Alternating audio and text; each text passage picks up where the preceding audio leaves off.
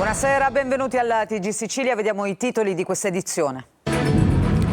Esplosione a Calenzano, c'è anche un operaio catanese di 57 anni nella lista dei dispersi, intanto sale a 2 il bilancio delle vittime. Rabbia e indignazione ad Enna, dove i cittadini si preparano a festeggiare il Natale senza acqua, cibi surgelati, piatti di plastica e niente tavolate con parenti e amici. Intanto il Consiglio dei Ministri stanzia 28 milioni per la crisi idrica in Sicilia. Rivolta dei sindaci contro il nuovo piano sanità della regione che penalizza molte aree interne. Dalle Madonie il grido d'allarme, il diritto alla sanità non si tocca. La Sicilia quarta in Italia per numero di inchieste per corruzione, mazzette dilaganti in ogni settore, così come conferma la fotografia dell'Associazione Libera. A Catania, protesta dei negozianti a FIPE e Confcommercio per la raccolta differenziata. Sacchi lasciati davanti ai bar mentre gli esercizi sono aperti. Catania, partiranno a gennaio i lavori per la tratta della metro Monte Po Mister Bianco. Al Ministero delle Infrastrutture la firma del contratto d'appalto. Intanto alla stazione Fontana canti di Natale con i ragazzi del Vittorino da Feltre. Calcio, il Catania travolge il Taranto per 5-1, la vittoria rinfranca gli animi rossazzurri. Pelligra in una lettera ai tifosi, uniti saremo più forti. Sconfitta casalinga per il Trapani contro il Benevento.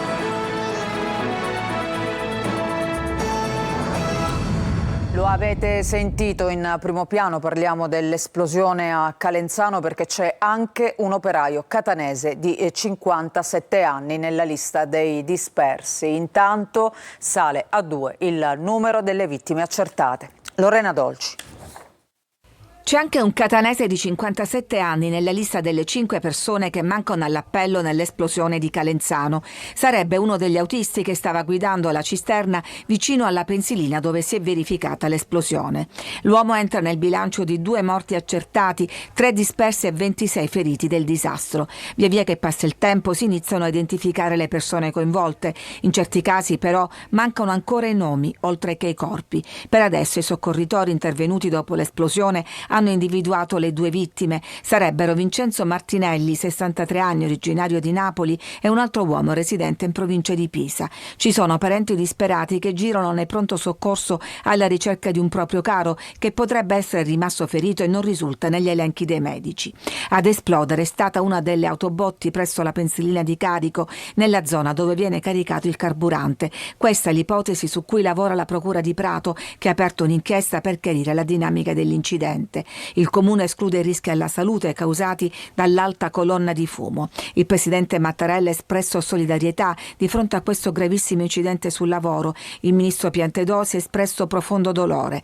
Il ministro della Protezione Civile Musumeci assicura che i soccorsi sono scattati immediatamente. Dal presidente della regione Schifani piena solidarietà a tutta la comunità colpita dal tragico evento. I sindacati CGIL e CIL-UIL hanno proclamato uno sciopero generale provinciale di 4 ore a fine turno per mercoledì.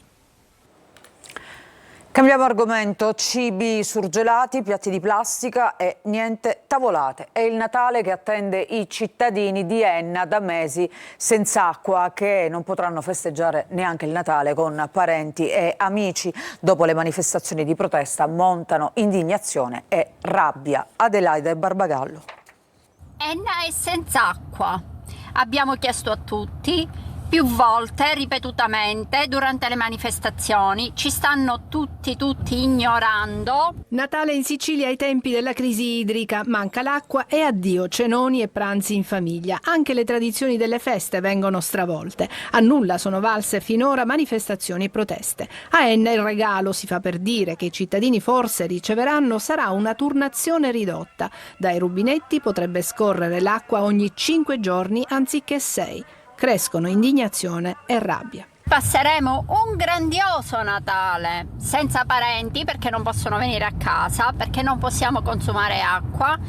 Grazie di cuore a tutti. La maggior parte degli ennesi ha deciso così di trascorrere un Natale di carestia e non per questioni economiche. Soli, in casa, con cibi surgelati, piatti e bicchieri di plastica. Noi volevamo ringraziare la Regione Sicilia, ringraziare Sicilia Acque, ringraziare ATI, ringraziare il nostro gestore acqua Enna. Durante queste festività noi non avremo acqua, quindi non potremo festeggiare come di solito, è usanza nostra fare. Le feste, che dovrebbero essere segnate da momenti di armonia e pace, saranno vissute tra lo scontento generale e c'è da scommetterci con altre proteste in strada. A Monreale, per mitigare la crisi idrica, a gennaio arriverà un'autobotte da 10.000 litri d'acqua finanziata dalla Regione. Un pannicello caldo che non risolverà certo la situazione. Intanto il Consiglio dei Ministri ha appena approvato, su proposta del Ministro Musumeci, lo stanziamento di 28.100.000 euro per la Regione siciliana, proprio per l'emergenza idrica. Un'integrazione, ha detto il Ministro, che si rende necessaria per l'attuazione degli interventi urgenti volti a far fronte al grave deficit idrico in atto nel territorio dell'isola e per il quale lo scorso maggio abbiamo dichiarato lo stato di emergenza di 12 mesi, oltre allo stanziamento di 20 milioni di euro. E adesso invece parliamo di sanità, la rivolta dei sindaci contro il nuovo piano sanitario della Regione che penalizza molte aree interne. Dalle Madonie arriva il grido di allarme: il diritto alla sanità non si tocca. Sentiamo. Se non è una rivolta, poco ci manca. Contro il piano della Regione che disegna la nuova rete ospedaliera, i sindaci sono sul piede di guerra. Tra i primi a cadere sotto la scure dei tagli annunciati in provincia di Palermo ci sarebbero gli ospedali di Petralia Sottana e Corleone. Per questo i primi cittadini stanno chiamando a raccolta i colleghi per alzare una barriera protettiva attorno alle strutture di un territorio che presenta priorità particolari.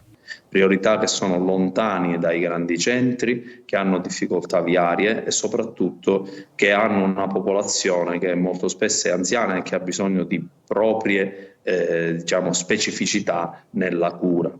Noi siamo convinti che bisogna mantenere fortemente i servizi essenziali, che non significa solo il pronto soccorso, e soprattutto che ci sia una missione da dare a questo ospedale. Fra le missioni possibili, da anni un comitato delle zone franche montane propone di trasformare l'ospedale di Petralia in centro per la riabilitazione neurologica.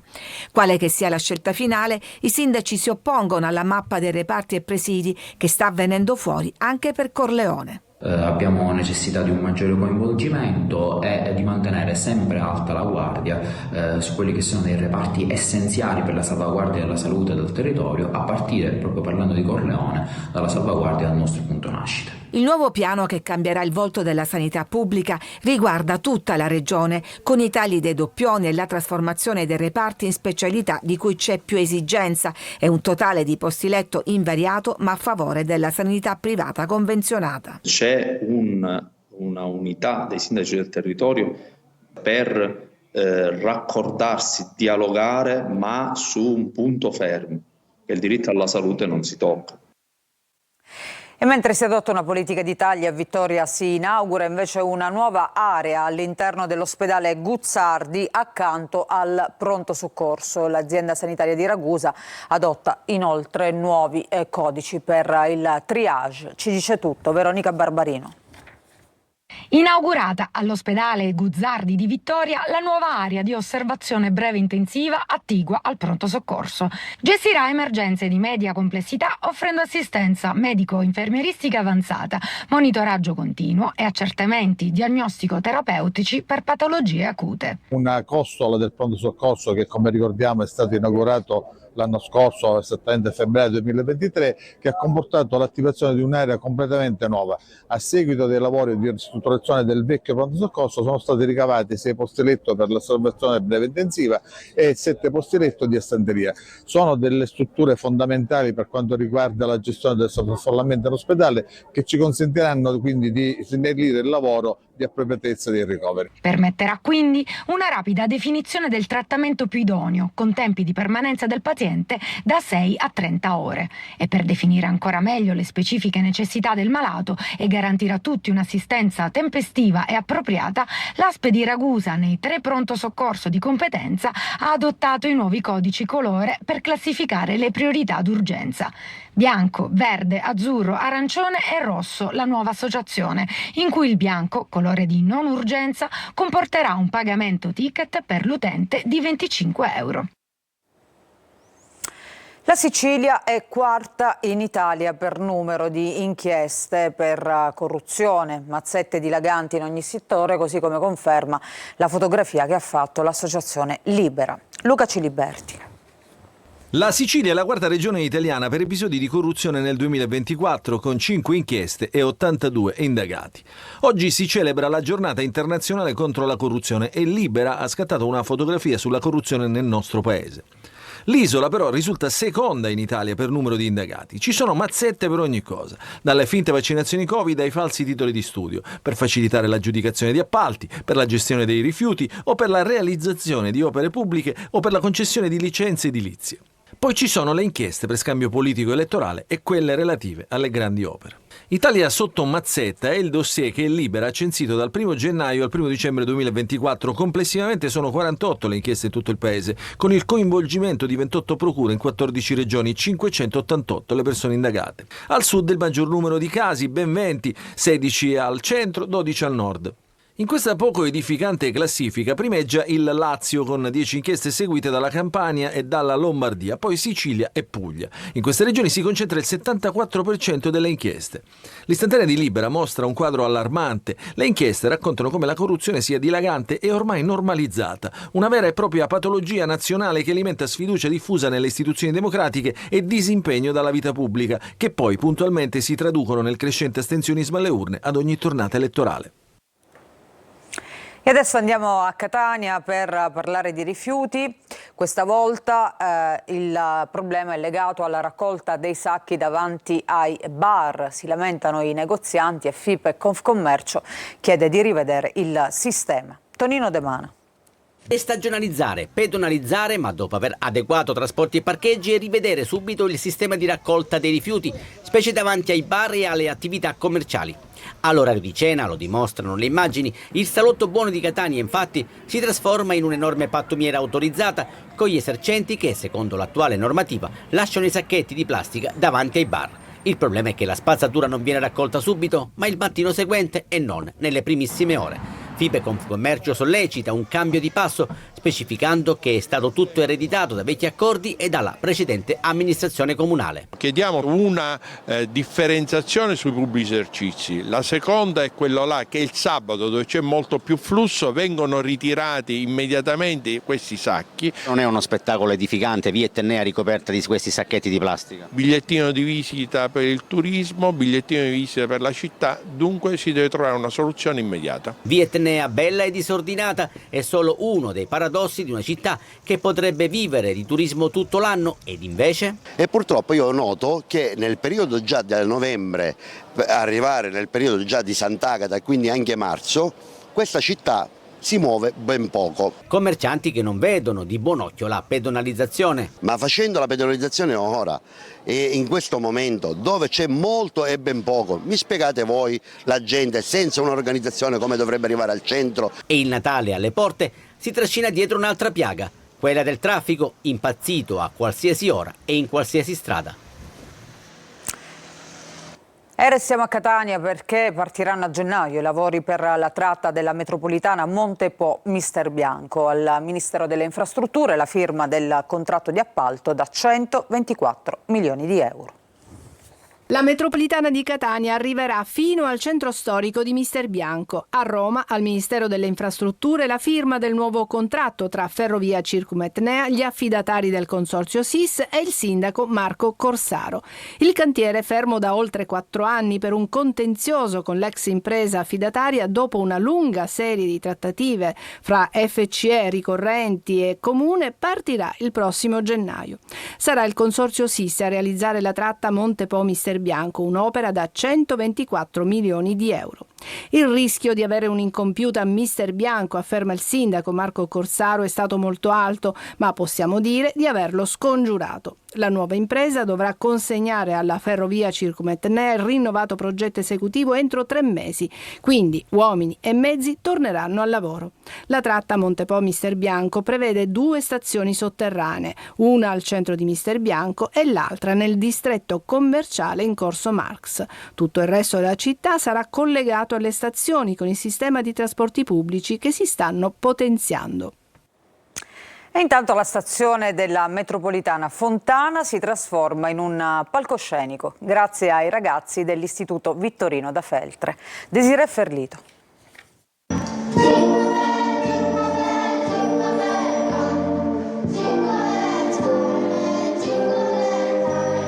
Rimbombano le note natalizie negli spazi sotterranei della metropolitana di Catania, che si trasforma in palcoscenico per Suoni in Metro. Un'iniziativa unica nel suo genere promossa dall'assessorato alla pubblica istruzione in collaborazione con Circum Etnea, che unisce arte e musica nel cuore sotterraneo della città.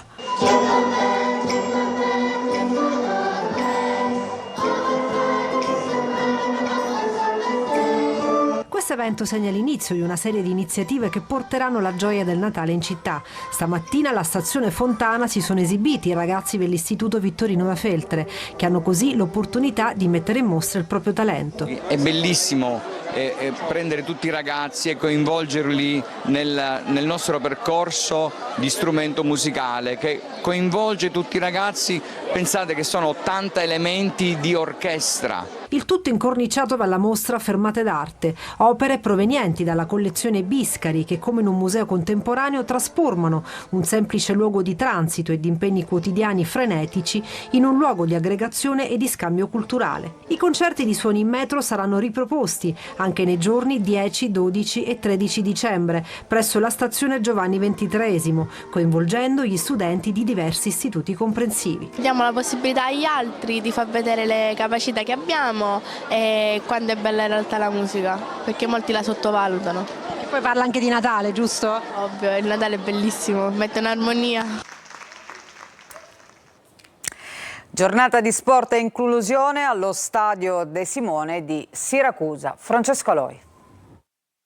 Lo stadio De Simone, le tribune piene. In campo non c'è il Siracusa, sugli spalti niente tifosi. Oggi qui tutto parla di inclusione. I ragazzi delle scuole dentro e fuori il terreno di gioco. Scendere in campo per una causa importante.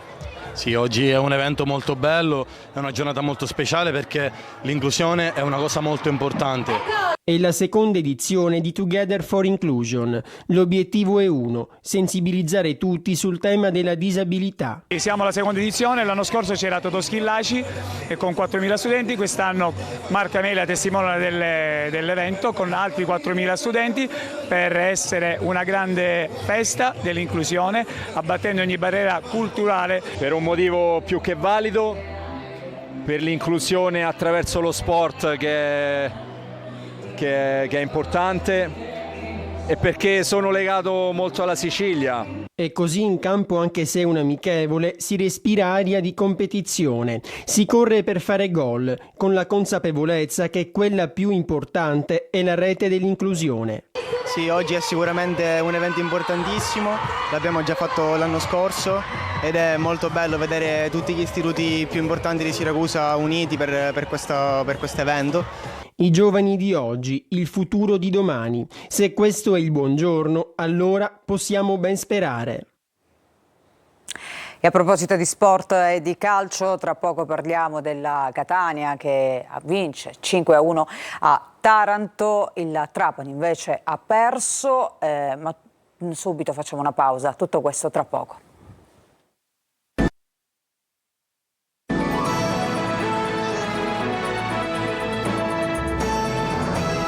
Seconda parte del nostro telegiornale, ancora ben trovati. Adesso il calcio, il Catania vince 5-1 a Taranto e torna al successo in trasferta, quindi lancia al meglio la volata di fine anno in attesa poi dei match interni con Potenza e Sorrento. Marco Carli.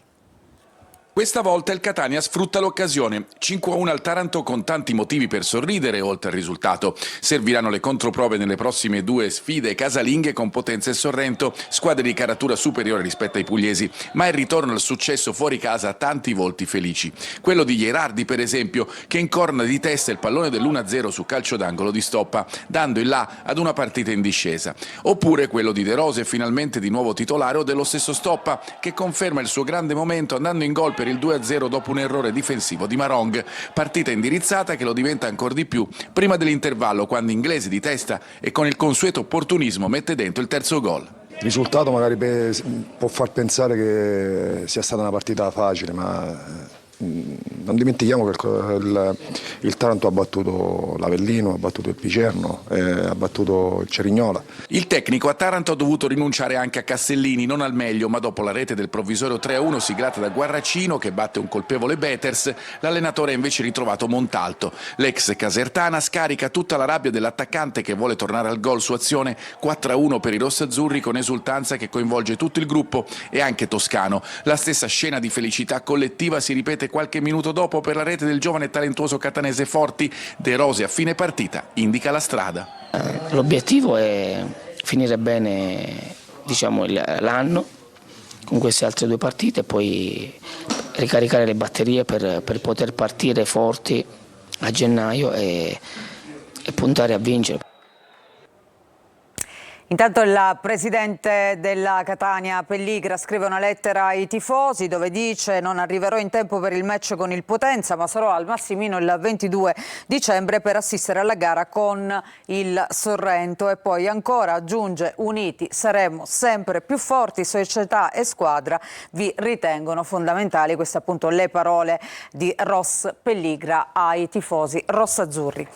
E adesso invece restiamo in Serie C, parliamo del Trapani che viene sconfitto alla provinciale dal Benevento, decide una doppietta di Lanini dopo che il Trapani era passato in vantaggio con il solito Lescano. Franco Cammarasana. Una doppietta di Eric Lanini spegne le residue speranze del Trapani di puntare al primo posto e laurea il Benevento campione d'inverno con una giornata di anticipo. Finisce così col risultato di 2-1 a favore della squadra di Auteri l'atteso confronto del provinciale, gara alla quale il Trapani aveva legato le ultime chance per puntare alla promozione diretta in Serie B. Risultato bugiardo che ha un po' il sapore della beffa per un Trapani che non ha affatto demeritato al cospetto della capolista, mostrandosi per lunghi tratti più intraprendente, è passato in vantaggio al 42esimo del primo tempo col solito Lescano sugli sviluppi di un calcio piazzato. Nella ripresa Auteri azzeccava la mossa giusta sostituendo Manconi con Lanini, rivelatosi di lì a poco decisivo. Al 31esimo si procurava e trasformava un rigore contestatissimo dal Trapani con in testa il presidente Antonini a fine gara, e al 45esimo approfittava di una indecisione del Trapani a centrocampo per imbolarsi e battere Secolo in uscita. Anche sfortunato il Trapani perché in pieno recupero colpiva un palo con Bifulco per un pareggio che avrebbe reso meno amaro l'esito della gara. E con questo servizio noi ci fermiamo, grazie per aver seguito anche questa sera il TG Sicilia, vi auguro un buon proseguimento di serata.